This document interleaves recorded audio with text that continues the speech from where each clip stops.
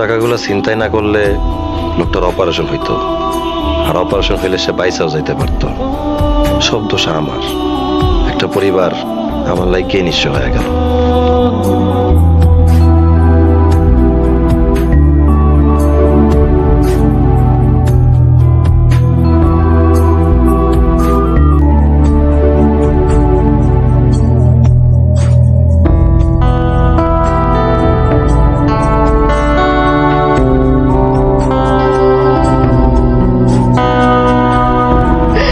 আজ থেকে তোরা এতি হয়ে গেলি রে মা।